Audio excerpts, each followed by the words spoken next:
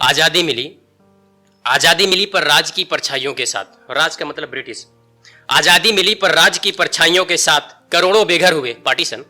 आजादी मिली पर राज की परछाइयों के साथ करोड़ों बेघर हुए, आज भी शहरों की गलियों में, दूर दराज गांव के पगडंडियों में अशिक्षित, भूखमरी, गरीबी और बेरोजगारी के चादर से लिपटे काले अंग्रेजों का स्वतंत्र नया भारत। काले अंग्रेज का मतलब आप समझ चुके होंगे बेसिकली, ऐसा ब्रिटिश जो अब के ब्रिटिश समझ रहे होंगे आप। काले अंग्रेजों का स्वतंत्र नया भारत आजादी के 75 वर्ष का जश्न मना रहा है। मैं भारत और इंडिया को दोनों अलग अलग समझता हूं, उसके बारे में अगली बार एक ख्वाब फिर रखेगा तब मैं बताना बेहतर समझूंगा। काले अंग्रेजों का स्वतंत्र नया भारत आजादी के 75 वर्ष का जश्न मना रहा है। सरकारें आती गई, अपने ही देश को लूटते गए, आजाद भारत को बांटा गया धर्म, जाति, भाषा और क्षेत्र के आधार पर। इंडिया में हुकूमत करने के लिए, मैंने क्या कहा, भारत में नहीं, इंडिया में हुकूमत करने के लिए दंगे कराए गए। दंगे कहां हुए? भारत में। इंडिया में हुकूमत करने के लिए दंगे कराए गए धर्म, जाति और विचारधारा के नाम पर। कुछ नहीं बदला, बदला तो सिर्फ शोषक वर्ग के राजनीतिक कैपिटलिस्ट मुखौटे। हमने आवाज उठाया, अधिकार मिले, हथियार उठाया, आजादी, वंदे मातरम। हमने आवाज उठाया, अधिकार मिले, आजादी, हथियार उठाया, आजादी। गोरे लूटने वाले चले गए, काले राज हम में से पैदा हुए, करोड़ों भूखमरी, अशिक्षा और बेरोजगारी से लाचार बनाए गए। हम सभी उसके लाचारी के बेहतर एग्जाम्पल है, आप समझ रहे होंगे। आप भी लाचार हैं, हम भी लाचार हैं, कहना नहीं चाहिए। फूट डालो राज करो की नीति ये अंग्रेजों की तरफ से नई नहीं थी, लेकिन ये व्यापक रूप से देखा गया जब 200 सालों के बाद, 200 साल पहले वो आए यहाँ पर। आज भी फूट डालो राज की राजनीति होती है और बड़े गंदे तरीके से। गोरे लूटने वाले चले गए, काले राज हम में से पैदा हुए, करोड़ों भूखमरी, अशिक्षा और बेरोजगारी से लाचार बनाए गए। उनके आवाजों को नए चुनावी जुमलखोर नारों में कुचल दिया गया। अधिकार तो मिले लेकिन कुछ लोगों को, जिन्होंने हुकुम चलाने वालों की हुकुम बर्दारी की। हुकुम बर्दारी एक फारसी शब्द है जिसका मतलब यह है कि अव्वल दर्जे का चापलूसी। तो मेरे हिसाब से दो चापलूस होते हैं, एक सामान्य होता है, हम लोग सभी होते हैं, खैर कभी ना कभी करते हैं, माँ बाप से भी करते हैं, भाई से करते हैं, इधर उधर भी करते हैं, लेकिन वो ठीक है, चलता है, समाज है। लेकिन एक अव्वल दर्जे का चापलूस होता है, मैं उसको कहता हूँ हुकुम बर्दारी। अधिकार तो मिले लेकिन कुछ लोगों को, जिन्होंने हुकुम चलाने वाले, मतलब साहिब को, हुकुम चलाने वालों को हुकुम बर्दारी की। दूर दराज, पथरीली जंगलों, गांवों और मलिन बस्तियों में बसे भारत को राज और आजादी बराबर थे। उनके लिए आजादी का कुछ मतलब ही नहीं था। हम कितना आसानी से शहरों में घूमते हैं, हमारे लिए साधन हर चीज़ की उपलब्ध होती है, लेकिन एक ऐसा भी भारत है, आप जानते भी होंगे, पढ़िएगा कभी, आपको मौका मिलेगा तो एक बार आप समाज सेवक बनकर जाइएगा। आप तो बहुत भाग्यशाली हैं कि महानगरों में पढ़ते हैं, बढ़ते हैं और हमको मौका भी दिया जाता है। लेकिन एक ऐसा भारत है जिसके हाथ में जिस समय पढ़ने के लिए कलम देना चाहिए उस समय उसको हाथ बढ़ाने के लिए दिया जाता है। शहरों में भी आपको मिल जाएंगे वो बच्चे, तो थोड़ा सा आप उनको हाथ में कुछ ना दे करके कलम दीजिएगा, कुछ खाने के लिए दीजिएगा, ना कि कुछ पैसे, ठीक है।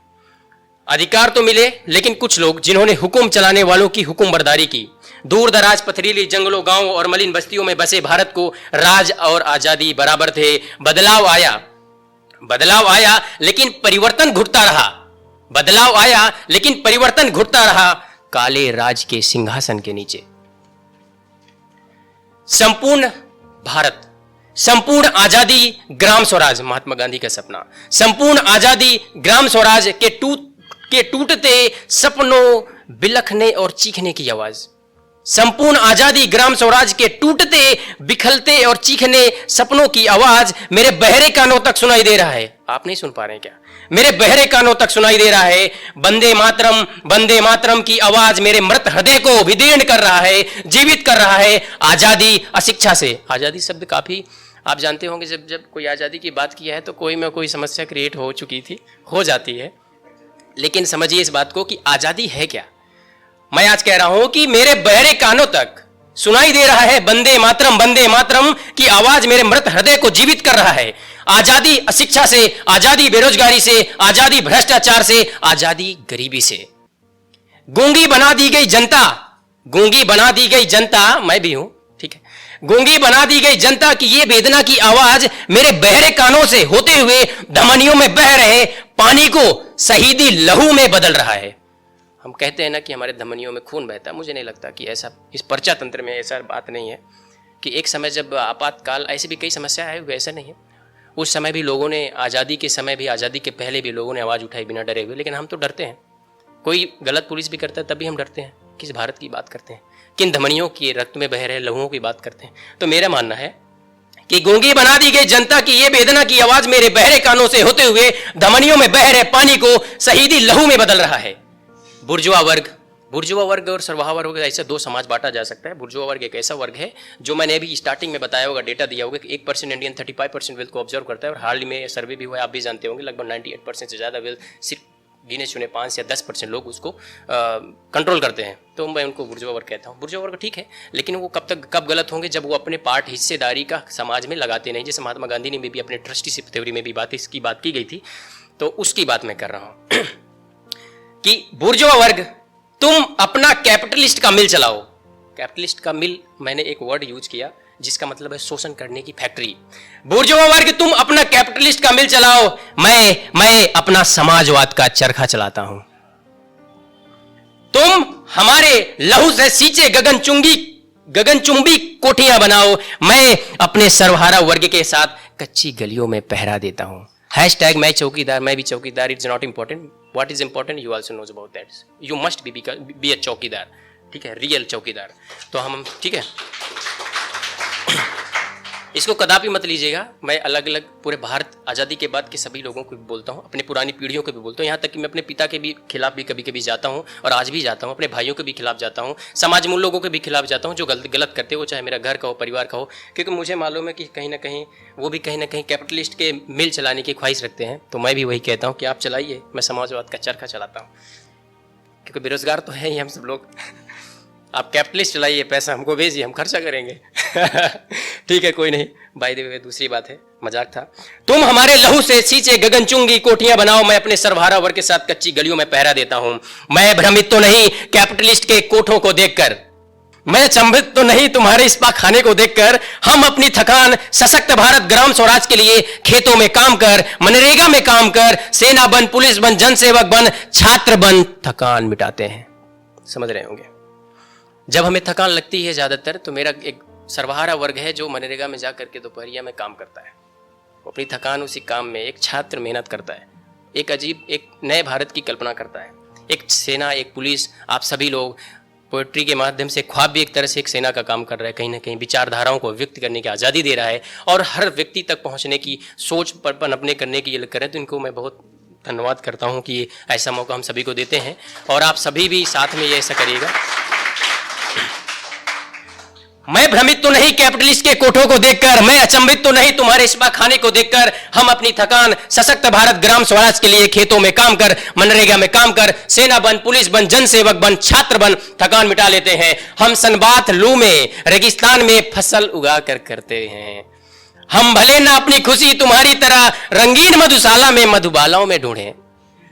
हम भले ना अपनी खुशी तुम्हारे तरह रंगीन मधुशाला में मधुबालाओं में ढूंढे, हम अपने परिवार के साथ नमक रोटी खाकर भी खुश हैं। एक शब्द मैंने यूज किया, मोहश्यार। मोहश्यार आप समझ रहे हो, मैंने जैसे बोला हर चीज को मैं दो डुअल देखता हूँ। एक श्यार होता है सियार, एक मोहश्यार, उससे भी गिरा हुआ। काफी एक बड़ी डिक्शनरी है, इसके बारे में फिर कभी बात करूंगा। मोहश्यार की तरह भभकी नहीं देते हम। सियार होता ना, रात को चिल्लाने लगता है। मोहश्यार की तरह भभकी नहीं देते हम, सिमट कर चादर के साथ खुले आसमान के नीचे सुकून से सो लेते हैं हम। लोग कहते हैं नींद नहीं आती, गर्मी आ गई, ठंड आ गई, यही रोड सड़कों में फिर हम लोग हमारा लगभग 70 से ज्यादा जनसंख्या तो ऐसी सोती है। मतलब मेरा भारत खुले आसमान में ही सोता है।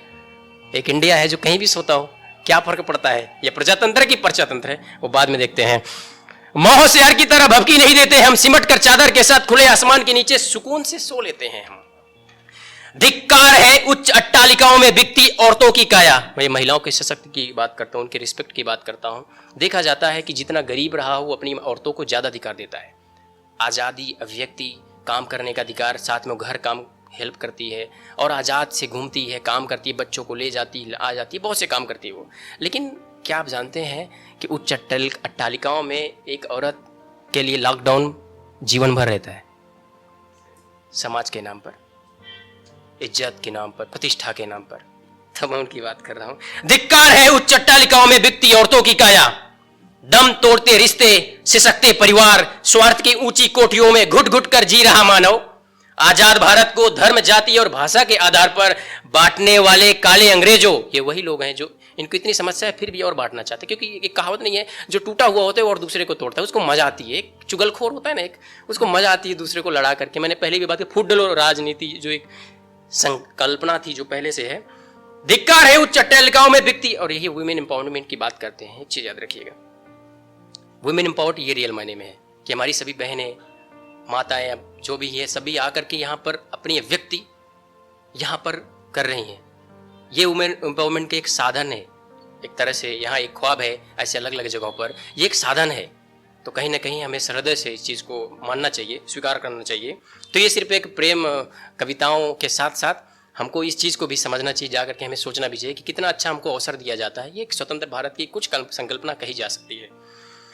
धिक्कार है उच्च अट्टालिकाओं में बिकती औरतों की काया, दम तोड़ते रिश्ते सिसकते परिवार, स्वार्थ की ऊंची कोठियों में घुट घुट कर जी रहा मानव। आजाद भारत को धर्म जाति और भाषा के आधार पर बांटने वाले काले अंग्रेजों, हम खुले आसमान के नीचे सड़क के किनारे भी रहकर औरतों की आजादी और स्वतंत्रता देते हैं, सम्मान करते हैं उसकी अभिव्यक्ति का, साथ मिल काम करते हैं और सूखी रोटियां खाकर भी रिश्ते मजबूत और स्वतंत्र करते हैं। कहने का मतलब है दिन भर काम करते हैं, साथ में भी काम करते हैं और घर में साथ में खाना खाते हैं। भले लड़ाई हो, भले एक दो कभी कभी होता है, थोड़ा सा झगड़े होते रहती हैं, वो एक जीवन का, परिवार के एक खूबसूरती पल होता है। आप लोग भी घर में देखते होंगे, मैंने भी देखा है।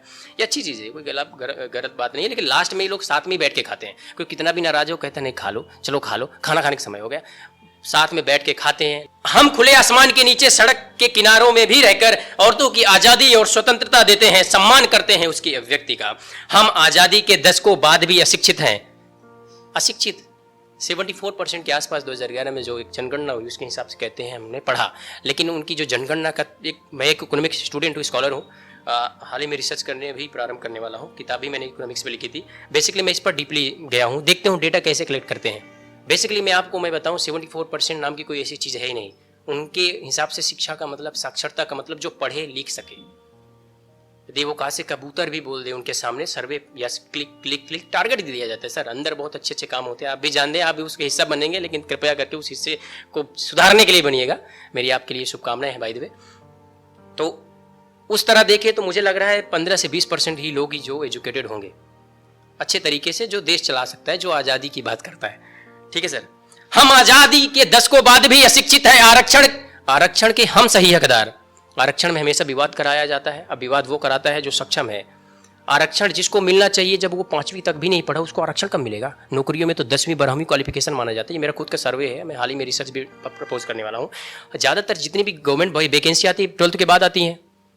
और आप भी जानते हो जिनको आरक्षण मिलना चाहिए वो तो गाँव में है, 5वीं कक्षा तक भी नहीं पढ़ा। वो शहरों में इधर उधर जाके तांगा डाल रहा होगा, कुछ में कुछ कर रहा होगा, तो उसको तो आरक्षण मिल ही नहीं रहा ना। तो किसको आरक्षण की बात करते हैं? जिनको मिल सके वो लें और वो जानकारी दें जिनको मिलना चाहिए। ये हमारे ऊपर जिम्मेदारी है, एक युवा भारतीय की जिम्मेदारी है। किसी भी धर्म जाति का हो वो फर्क नहीं पड़ता, ये हमारी ये रिस्पॉन्सिबिलिटी है। We should obey for that. By the way, आरक्षण के हम सही हकदार और आप उस पर राजनीति की रोटियां सेकते हैं। संस्कृति और चरित्र हमारा पक्का है। कुछ भी हो सर, संस्कृति और चरित्र हमारा पक्का है। हम दृढ़ हैं, हम राष्ट्र निर्माणक हैं। तुम पक्के मकानों में भी रहकर रिश्तों की अश्लीलता ना रोक पाओ। हम अर्धनंगे रहकर भी आत्मविश्वासी हैं, मुस्कानों में सच्चाई है। हम भले अपने घरों को न ढक पाए, लेकिन अपने जिस्म की सच्चाई को नमूना नहीं बनाते। काले शीशे वाली वैगनार के पीछे गंदगियां की जाती हैं और उनको निकालकर हमारे श्वेत चरित्रों में मढ़ दिया जाता है। हमारे कपड़ों से बदबू भले ही आती हो। आप लोगों को भी कभी कभी ऐसा हुआ हो, बगल से कोई जाता होगा तो अजीब स्थिति क्रिएट होती होगी ना।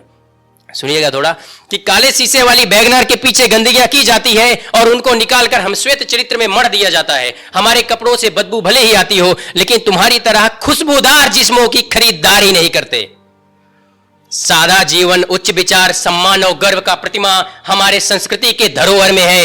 यह सर्वहारा वर्ग का त्याग था जो आजादी है। चलो लास्ट में मैं ये कह रहा हूं कि कुछ भी हो, किसी भी वर्ग का हो, हमें अपनी अपनी जिम्मेदारी समझना चाहिए और समाजवाद पूंजीवाद, इन सब के बारे में सोचते हुए भी लेकिन हमें सभी पूरे भारत को एक साथ लेकर के चलना चाहिए। लास्ट में मैं कंक्लूड करता हूँ। कविता मेरी बहुत बड़ी है तो एक पोएम में तो कंक्लूड नहीं हो पाएगा, लेकिन मैंने लास्ट का हिट उठाया कि जिससे कहीं गलत ना संदेश जाए।